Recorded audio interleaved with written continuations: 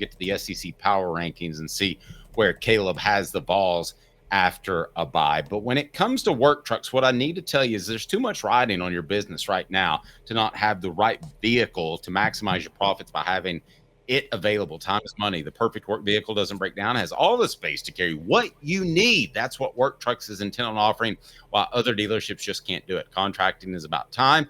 Work Trucks saves you time with less back and forth trips and trucks that pass the highest standards to be put to work. The process is quick and easy when choosing a vehicle from Work Trucks. Cargo vans, utility body trucks with an app hide work bodies installed. Pickup trucks of all sizes and anything special like cranes or dump trucks. Work Truck supplies vehicles people just like you and get you back on the road tomorrow. No dealership runaround. If you're a contractor, you got to know Work Trucks. Work Trucks carries the trucks that your business has to have. You need Work Trucks. Clinton Highway in Knoxville, downtown Birmingham. WorkTrucksLLC.com. Work Trucks will have the perfect truck that you have to have. They'll get it outfitted, and they're proud supporters of the Tennessee Vols. So, Caleb, are we ready for your power rankings now? Are we ready to get to that? All right, let's go ahead and let's knock out the first 6 or so. Are there any major movements? And I'll tell you if I agree or vehemently disagree, which would be you suck, you jackass. Well, a slight disagree is just this. That's crazy. And then Hank Kingsley, if I agree. Hey now. All right, what do you got? All right, so I had to drop them. I had to drop them back to last place in the SEC this week. Mississippi State's back down at number 16. I thought they would upset Arkansas, and they just let me down massively. Yep, no argument there. I think you kind of maybe want off your preseason prediction Mississippi State to be better than they are. Well, they were getting better. They were covering the spread 3 weeks in a row. They only lost to Texas A&M by 10 the week before. So they were getting better, and then they play Arkansas and just get the break speed off them. But right after that, Kentucky's next to last. You can make a case Kentucky below Mississippi State. I got Mississippi State below. I don't know where you land on that, Dave, with how they're playing right now. But I would probably lean towards Kentucky, but I don't have a major pushback of any sort. Yeah, I got Auburn at number 14, by the way. But those are my bottom 3 in the SEC right now.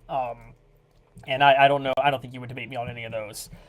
Number 13 is maybe controversial, but I'm keeping Florida ahead of Oklahoma right now. I got Oklahoma at 13 and Florida at 12.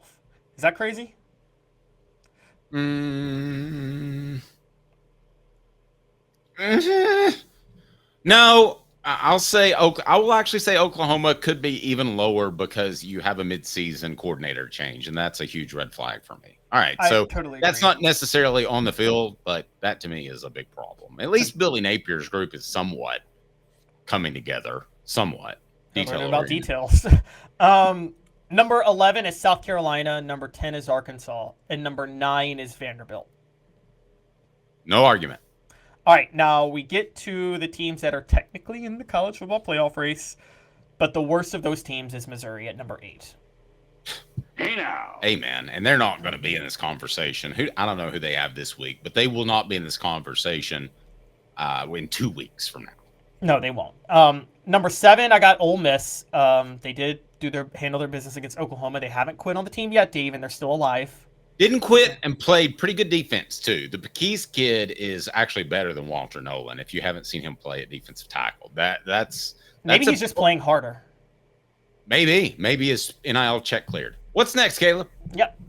Number 6 is LSU. I dropped them to number 6.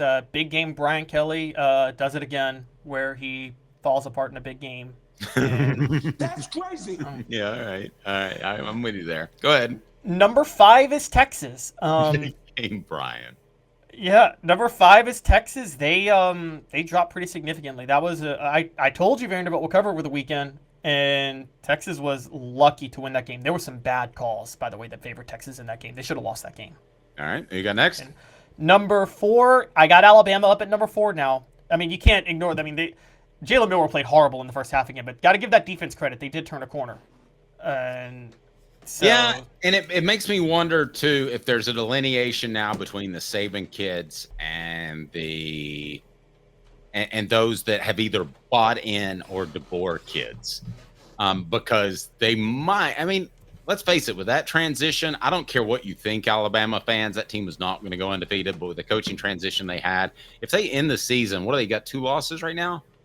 Yep. If they end the season at 2 losses to a surprising Vanderbilt team and a better than advertised Tennessee team, and I say better than advertised because people keep saying, well, that offense, that's what Josh Heupel's known for, but it's an elite defense. So if that's their 2 losses at the end of the year, no, they lost to Vanderbilt. Still not a successful season, but it's not bad. All right, Caleb. Yep. All right, so number 3, I got Tennessee at number 3 right now, I think. Hey now. I got no argument with that. Number 2, all right, here's my hot takes.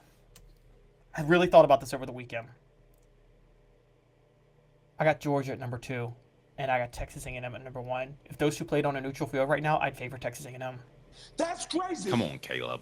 You want this to be true because you and I both think Mike Elko was a good hire, but it's not there yet. I think the chemistry's there. First of all, this Texas A&M team has talent, guys, and we're about to talk about Mike Elko in a second, but this Texas A&M team has talent. Jimbo Fisher left him a decent cupboard because of the players they bought, basically, beforehand. So Mike Elko inherited some talent. And Dave, I think there's a chemistry factor at Texas A&M that is not at Georgia right now. I do. And I think because of that, with the confidence that they're feeling and the momentum they're feeling, I think they would beat Georgia if the two played right now on a neutral field. I wrote a column over the weekend, or I guess on Thursday, that dropped on Friday. Maybe we'll discuss it tomorrow.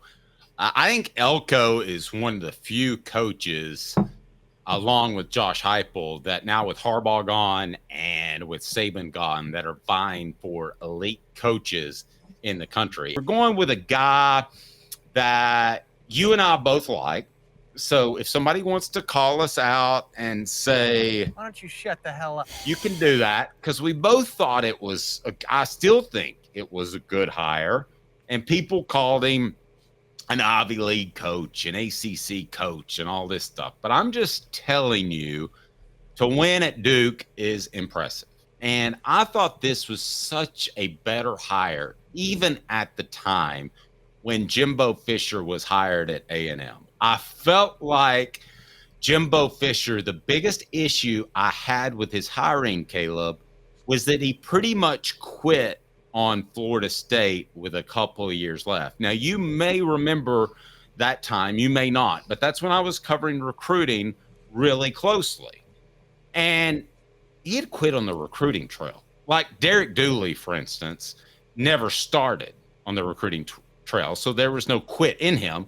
He didn't go to one high school football game. Did you know this, Caleb? He didn't go to one high school football game in his entire time at Tennessee. Derek Dooley never did? Yes. That doesn't surprise me. Not at all. It still surprises me to say it. He also didn't drive down the road to Von Bell just to say hello. And Von's like, yeah, I really like Tennessee, but I don't know what's going on. Well, I mean, okay, Derek Dooley, it's like they didn't use the whole detail-oriented thing, but he always talked about the process of recruiting, and he's like, they would go down this checklist, and it's like by the time he was done going through his checklist, players had already been recruited by like 10 other schools heavily at that point. He's a complete imbecile. But nevertheless, I thought that Jimbo Fisher, the way he left Florida State, was very damning at the time. You still should show up and do your job. And he didn't do that for the better part of 2 years on the recruiting trail. And he leaned on NIL. And I think I think there were promises made, maybe that he wasn't able to follow up on, because they're very dysfunctional in their support at A&M. Have always been. If not for that, Texas A&M has as many national championships as perhaps Alabama. A little strong. But as perhaps any team not Alabama. Caleb, they're that strong. They have that much money, but they're dysfunctional.